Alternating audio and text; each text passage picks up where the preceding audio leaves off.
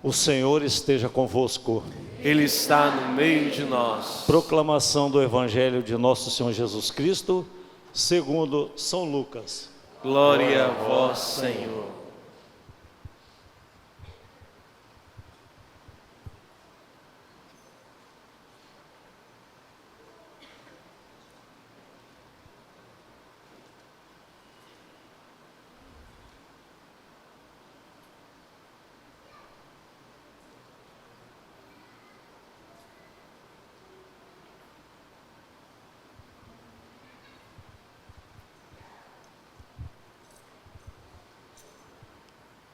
Aconteceu que naqueles dias, César Augusto publicou um decreto ordenando o recenseamento de toda a terra. Este primeiro recenseamento foi feito quando Quirino era governador da Síria. Todos iam registrar-se, cada um na sua cidade natal. Por ser da família e descendência de Davi, José subiu da cidade de Nazaré, na Galileia, até a cidade de Davi, chamada Belém, na Judéia, para registrar-se com Maria, sua esposa, que estava grávida. Enquanto estavam em Belém, completaram-se os dias para o parto, e Maria deu à luz o seu filho primogênito.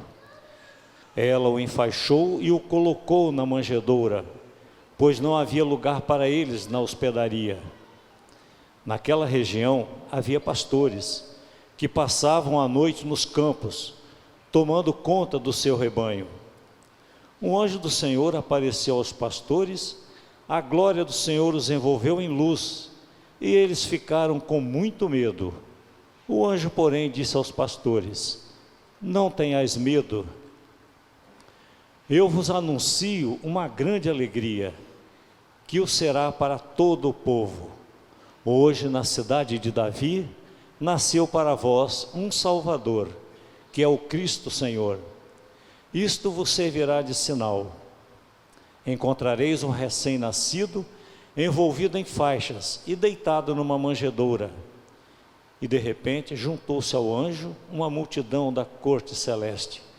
Cantavam louvores a Deus, dizendo: glória a Deus no mais alto dos céus, e paz na terra aos homens por ele amados. Palavra da salvação, glória a vós, Senhor. Que as palavras do Santo Evangelho perdoem os nossos pecados.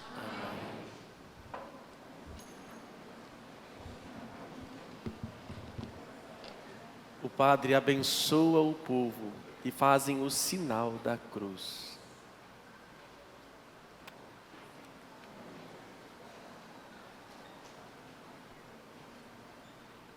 Amém.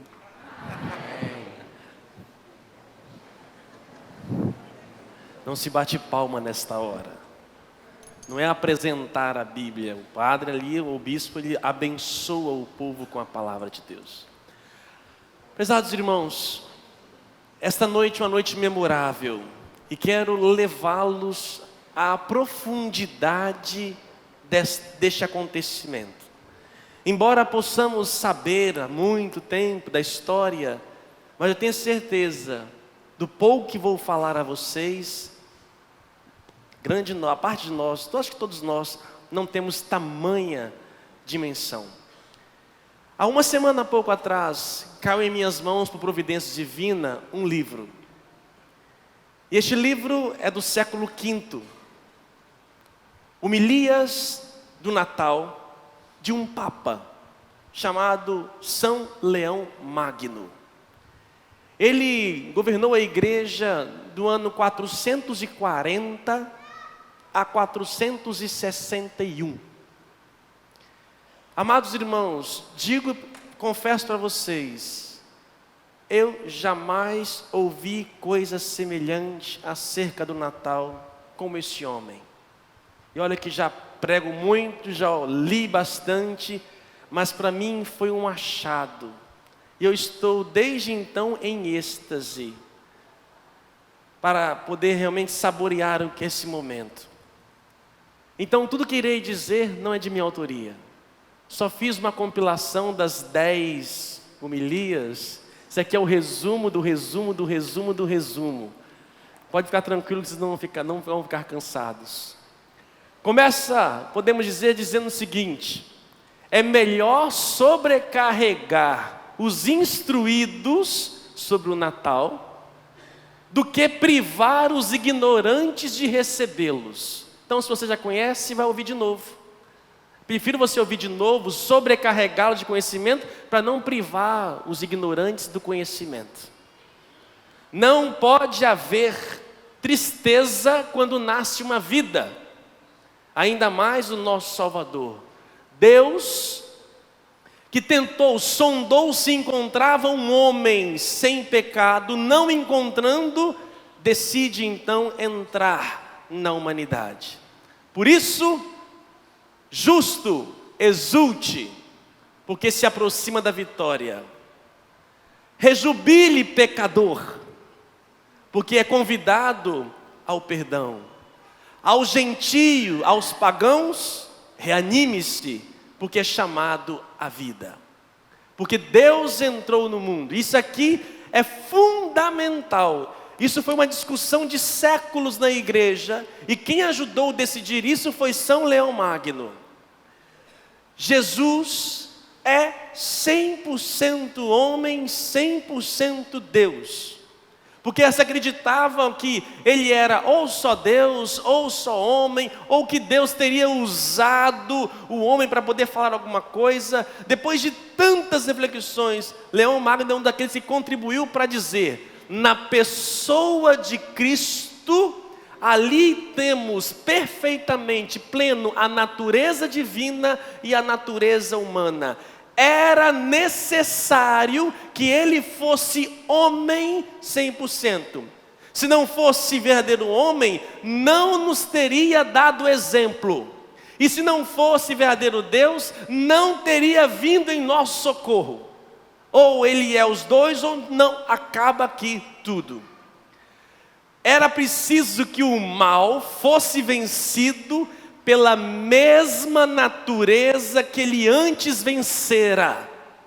Lembra lá da historinha de Adão e Eva, que foi seduzido, o homem foi seduzido por Satanás, e pela sua desobediência perdeu o paraíso e todos foram privados. Por isso era necessário um homem, outro homem. Se não fosse, não teria condições. Um outro homem para nos trazer a salvação. Por isso Deus vem, assume a nossa humanidade. Para quê? Para se tornar visível. Ele quis ser tocado. Ele que existiu e sempre existiu, começa a existir no tempo. Ele se fez pequeno para que aqueles que não podiam atingi-lo possa alcançá-lo. Cobriu com o véu do corpo a sua majestade, porque senão o homem não conseguiria vê-lo. Ninguém consegue ver a Deus. Ele cobre a sua majestade com o corpo. Mas por quê? Aqui, meus irmãos, para mim foi um dos mais descobertos, graças à descoberta dessa semana. Por que ele nasce numa virgem, por uma virgem? Por que ele se faz pequeno? Por que todo esse processo de 30 anos de crescimento? Para que tudo isso? E aí vem dizer São Leão Magno: para ocultar ao demônio que a salvação nascera entre os homens. Se o demônio soubesse, o mal, Satanás, o demônio do início, soubesse que Deus estava numa fragilidade humana ali, ele teria logo matado. Tanto é que ele desconfiava, surgiu um burburinho ali, uma fofocainha, que o Salvador teria nascido. O que ele mandou fazer? Mandou matar todas as crianças 2 anos para baixo, porque ele não queria a salvação. O homem estava sob a sua tutela. Mas não poderia Deus talvez salvar o homem assim, com o seu poder? Por que ele não salvou com o seu poder? Por que ele entrou aqui? Aí, meus irmãos, achei lindo isso. Advogados, prestem atenção. Por causa da justiça.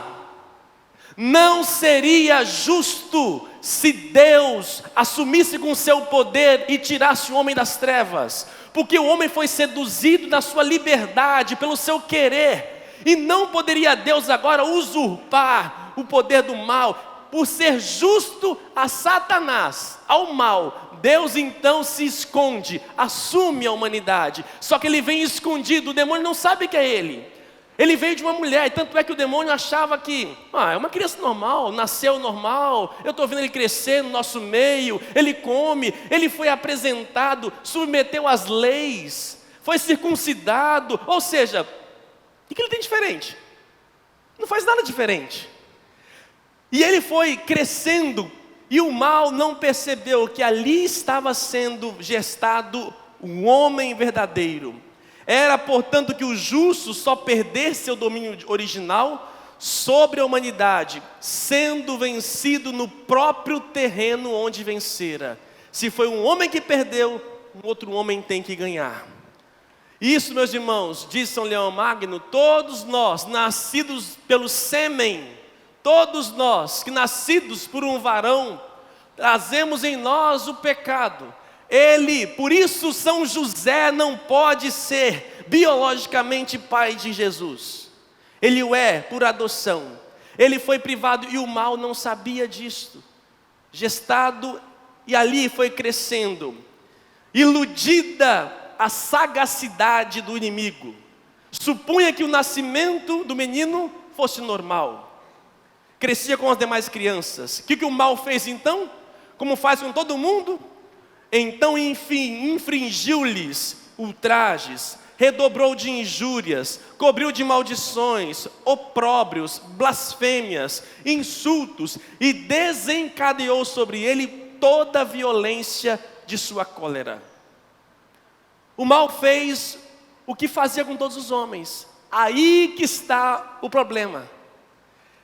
Se o mal faria e fazia com os homens, ele tinha razão, porque ele havia dominado o ser humano. Mas ele não. Incutindo todo o mal sobre Jesus, inclusive a morte, Jesus foi obediente até o fim, até a morte.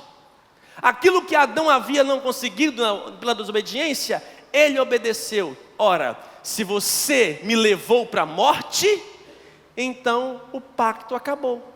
O homem está solto. Você foi injusto comigo, diz Deus, Jesus para o mal. Você foi injusto comigo. Eu não mereço a morte. Você violou o pacto. Você não reconheceu em mim a salvação, o Deus. Por isso, a partir daquele momento, o mal é vencido. E Jesus, então, traz o homem de novo à salvação. Ele se escondeu a vida inteira. E por mais que o mal tentasse, não conseguiu perceber. Aqui fica anulada a sentença do pecado mortal. Todo débito é cancelado. Meus irmãos, mas podemos pensar, mas tinham os profetas, a palavra, a lei, não bastava conhecer a lei? Não. Diz São Leão Magno, não, a lei não era capaz de poder salvar o homem, era preciso que renascesse segundo novos princípios. Tudo bem, ele veio me salvar, morreu, mas por que demorou tanto? Não poderia ter renascido antes? Por que ele demorou só 2000 anos atrás ele nasceu? Por que ele nasceu logo depois de Adão e Eva? Poderia? Sim, poderia. Mas olha o que diz São Leão Magno. Deus, na sua sabedoria, retardou para que pudéssemos crer mais. Por quê? Se logo depois de Adão e Eva, Jesus tivesse vindo de uma mulher, não ia ser muito suficiente a nossa fé. Foi necessário profecias, símbolos, prefigurações anteriores, para que quando acontecesse, fosse mais crível. Quando de fato acontece, nossa, é verdade, foi dito que viria de uma mulher, de uma virgem, é verdade que ele falou que ia nascer em Belém, e assim por diante. Quanto mais antiga, assim, o que por muitos sinais, muitas palavras e ritos figurativos fora predito durante tantos séculos, não poderá ser posto em dúvida nesses dias do Evangelho. Então, meus irmãos, Deus não retardou, até porque a salvação não começa na encarnação, começou desde a criação do mundo. Deus, na sua infinita paciência, preparou e esperou, inclusive a hora certa para entrar na humanidade.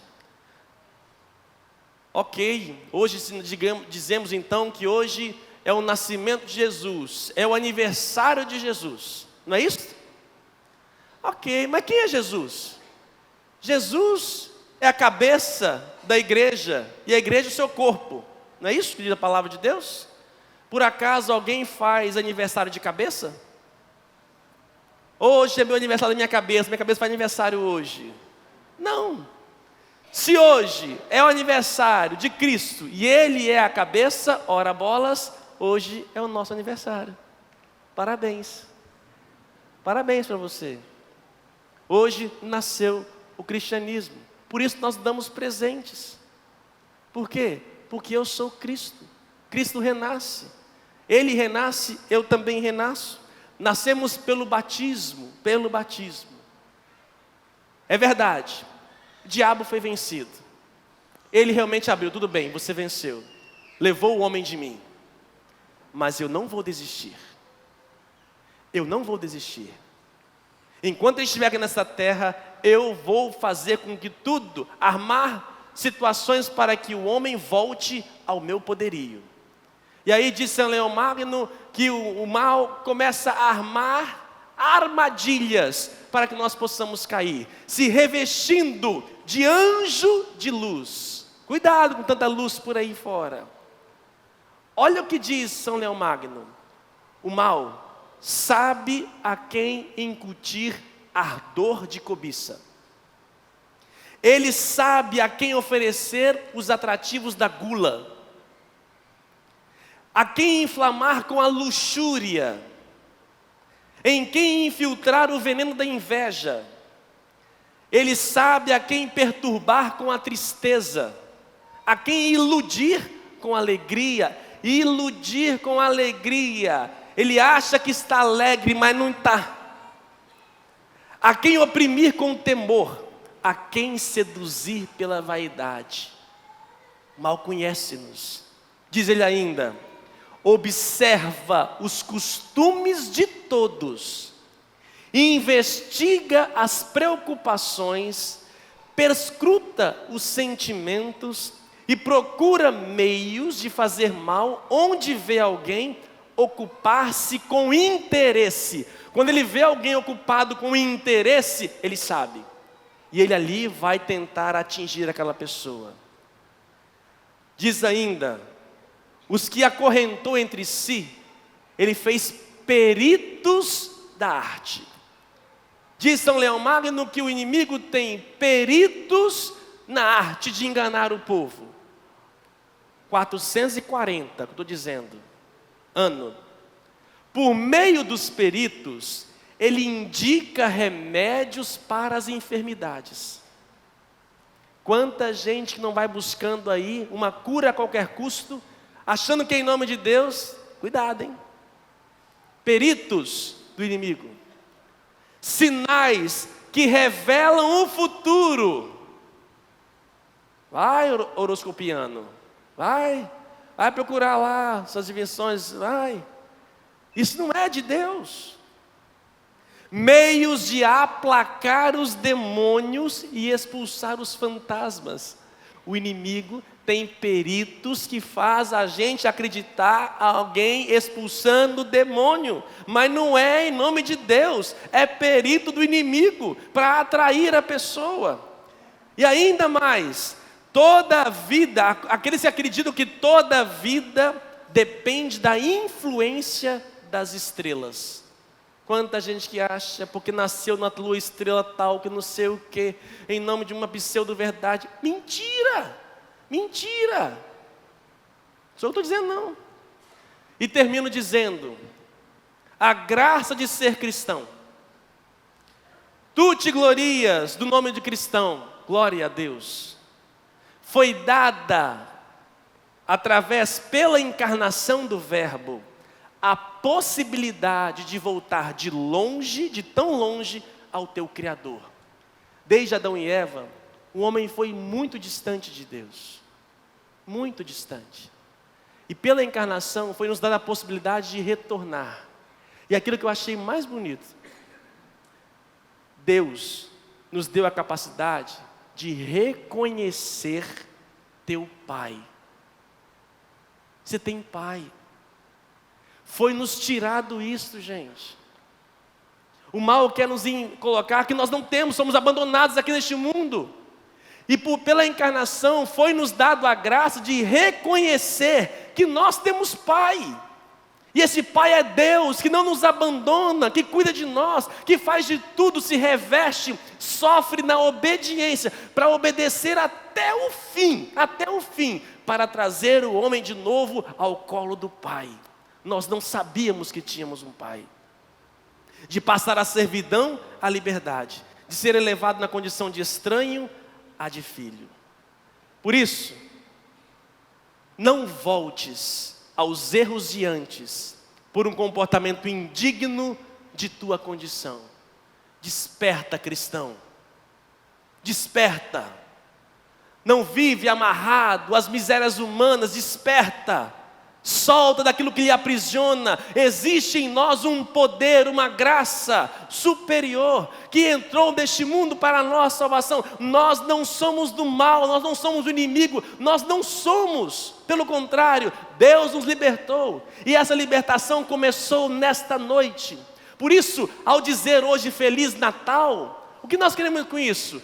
Que renasça em você, feliz nascimento, que você ao sair daqui hoje, saia renovado, saia desapegado de tudo, que saia modificado, saia cheio da luz, da graça de Deus, não do mal, não daquilo que Ele nos coloca e nos seduz. Feliz Natal, feliz nascimento para você, que você renasça, que nós possamos renascer em Cristo e sermos novos em Deus. É isto. Não é simplesmente um cumprimento, é uma vida nova que vem em nós. E termina dizendo, devemos viver na humildade e na mansidão de nosso Redentor. Que seja para nós, verdadeiramente, um Feliz Natal. E ele termina, mais uma vez, dizendo, isso que eu esqueci de falar, sustenta-te com a força de um alimento imortal. Sustenta-te com a força de um alimento imortal. É Ele a nossa força. E por aqui estamos. E a pergunta que não quer calar: onde está Papai Noel?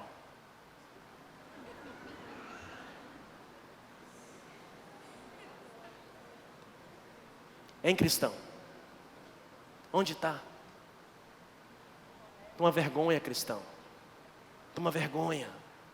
Honre de fato o que Ele fez por amor e continua a fazer por nós. Louvado seja o nosso Senhor Jesus Cristo.